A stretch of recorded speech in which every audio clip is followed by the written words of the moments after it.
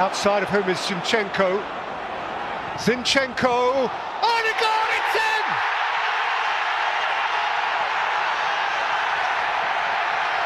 Little touch on the line from Nketiah. The football, Arsenal 3, Man United 2, an epic 5-set thriller between two footballing Jennifer Coolidges back atop their game after so many years of wandering. And it was the visitors who hit first. Marcus Rashford unfurling a ridiculous piece of skill that sent Thomas Partey back to Ghana before Rashbeans thumped home with aplomb. But this ain't your Uncle Unai's Arsenal, Rog. They went back on top behind goals from Eddie Nketiah and your mate, Bukayo Saka. But in the 59th minute, after Aaron Ramsdale uncharacteristically mishandled a corner, that 5'9" big man, Lisandro Martinez, pounced and drew United level. But in the dying embers, after an Arsenal move down the left, debutant Leandro Trossard swung a Belgian leg at it. And with the ball heading towards the goal, it was South East London's Nketiah, again, who steered it past Dave Saves to win it at the last and send the Emirates into absolute raptures. Arsenal are 5 points clear atop the table with a game in hand, the type of game that makes you glad to be alive. Oh, behold a classic early 2000s rivalry resurrected and meaning more than an outside battle for Champions League places as it has been for the past couple of years. Once again, Arsenal's league going into this had been cut at the top of the table to just 2 points. Unbeaten at home now and well aware the one loss they'd experienced all season was that 3-1 reverse at Old Trafford in September. And in come United, wanting to send their own signal that they were so bloody serious about their own title challenge. And Arsenal began purring, charging down the flanks, relishing the challenge. United, though, soaked it up, showed enough of a blade to puncture the total control that Arteta likes to exert in the opening spell. And so it came to pass, with, it should be noted, Wout Weghorst acting as a decoy. Marcus Rashford stormed forward, nutmeg Partey, who has been imperious for much of this season. Marcus just left him in his wake like a nothing. And he had only one thing on his mind in that moment, Davo, which was scoring. Lashed the ball past Gabriel, spinning deliciously into Ramsdale's corner. 9 goals in 9 in that moment. Just joyful, Davo. Yeah, that's form, Rog. And, you know, what a roller coaster. This has been a roller coaster for Marcus Rashford just over the last year. Think of everything that he's been through, you know, the complete and utter loss of form, the drama at the World Cup. I mean, it is just amazing. And to watch him in this kind of form, you know, I sort of feel like if Marcus Rashford was not English, we would maybe give him way more credit than we actually do. I mean, what he does, I'm not sure that there is an English equivalent up front. Maybe Harry Kane, but Rashford does things that Harry Kane can't do. I love watching him. Even in a losing effort, I love me some Marcus Rashford. In seasons past, we've got to recognise Arsenal would have crumbled. Mm-hmm. That opening goal conceded would almost effectively be game over. They would curl into a ball.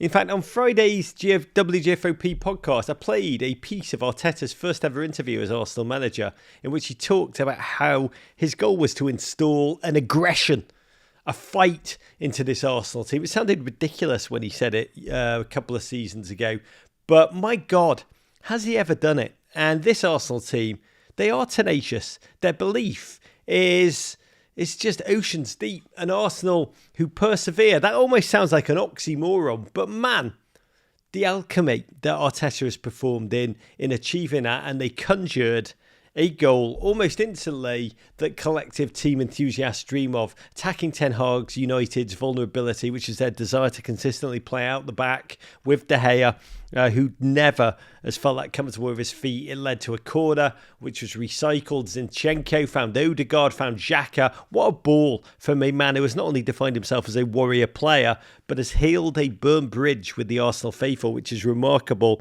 And Nketiah saw Wan-Bissaka sleeping softly, charge in front of him, butter that ball home.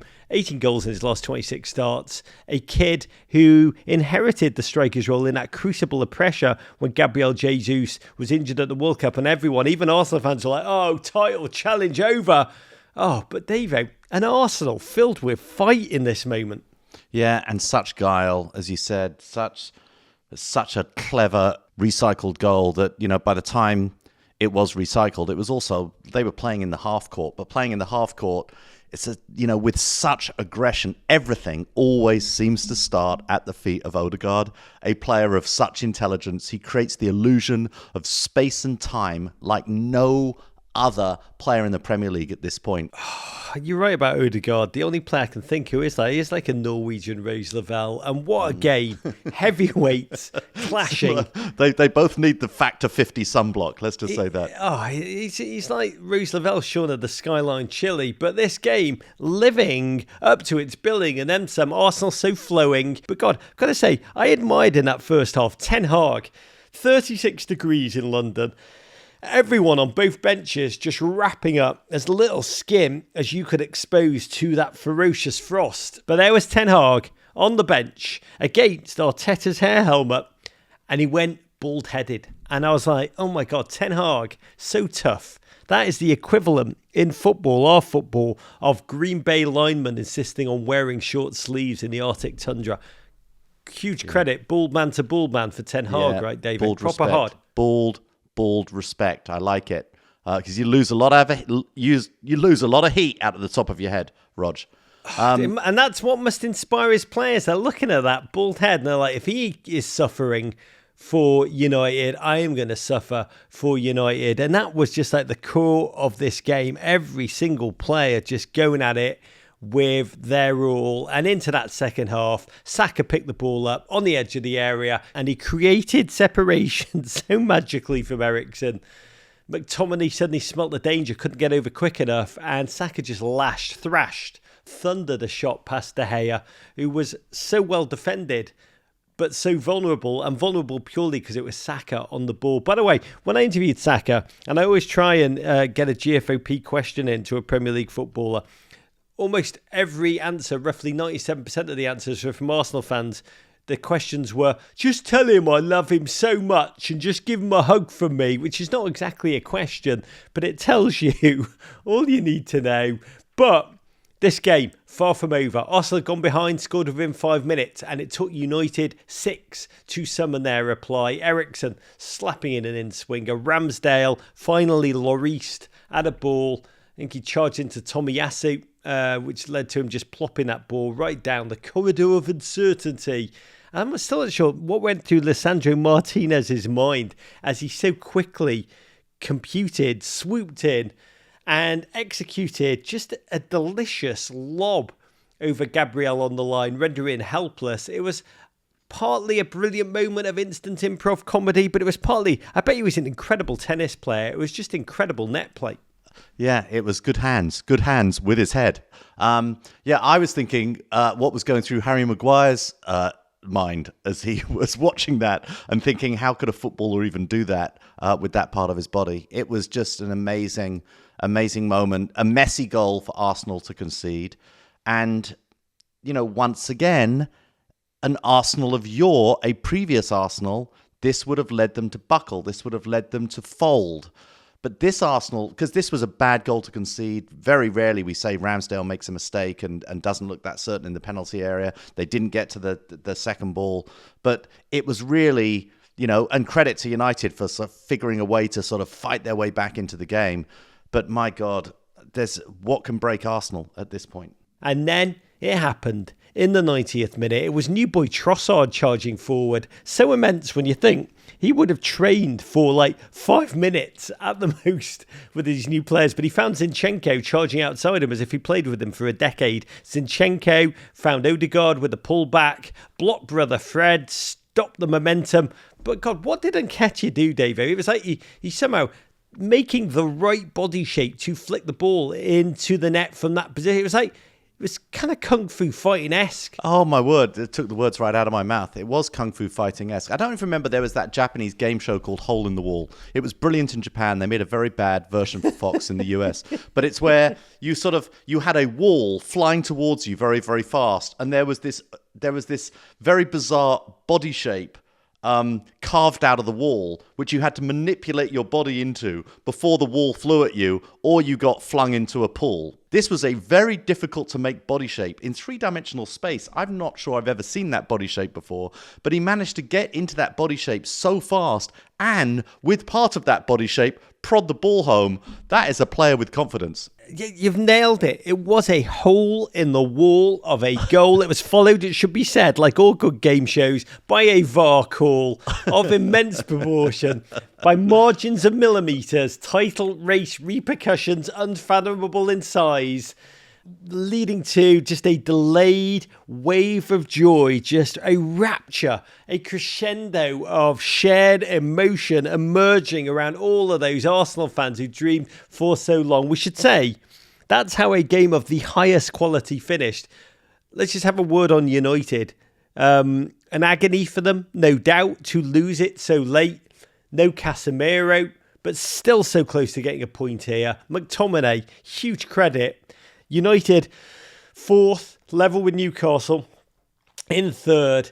Their improvement, it needs to be said, still so clear on the season. But Arsenal, Davo, that Eddie moment of wonder, if Arsenal do go on to win the league, a generation of Arsenal fans will remember that moment. Really, it's up there with the club's greatest at the Emirates, isn't it? Yeah, without a doubt. I totally echo what you said. I thought Man United were really impressive in defeat. It's very rare that a team can come through a defeat and you think, wow, they're actually stronger than I thought they were. I think they're an even better team than I thought going into the weekend. I think they come out of this game with a lot of credit and a lot of belief. I think Arsenal, this was just a superb performance. And if they are to win the title, and we're still in the subjunctive here, were they to win the title, it is going to take performances across their entire squad and unexpected performances from places. We know that Odegaard is brilliant. We know that Saka is brilliant. But it's going to take the elimination of mistakes from Ramsdale. It's going to take those moments of magic from Granit Xhaka. It's going to take, Leandro Trossard coming into the side and settling immediately. It's going to take those performances across the field. And Nketiah, probably more important than any player to them at this point. You need a number 9 who can put the ball in the back of the net as this race tightens up. I do believe it'll tighten up. Man City aren't going away. They're going to be very, very good.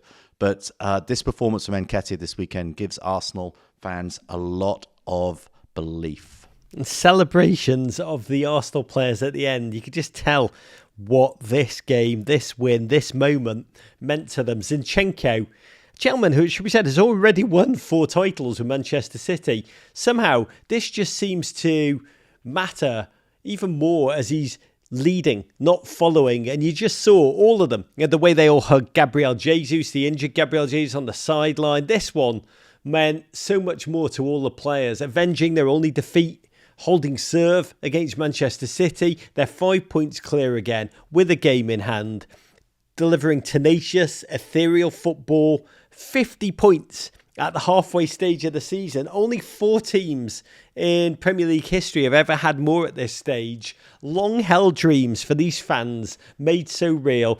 As my mate Dan Harvard wrote to me, he of Take That Glorious Story fame, old school GFOPs will remember him.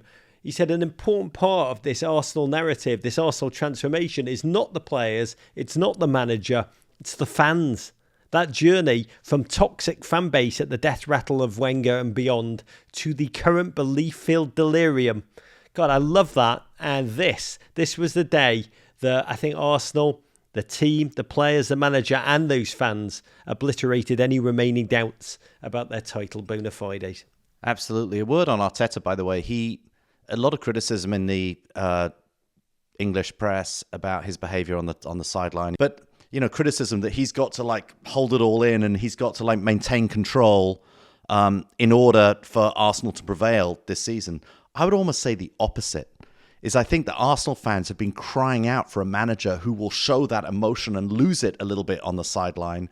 And I think the thing that does is it takes the pressure off the players because it's pulling it all onto Arteta. And you see, it's not like Jurgen Klopp or Pep Guardiola don't have their own histrionics on the sideline. Histrionics on the sideline sort of work it sort of is a good thing.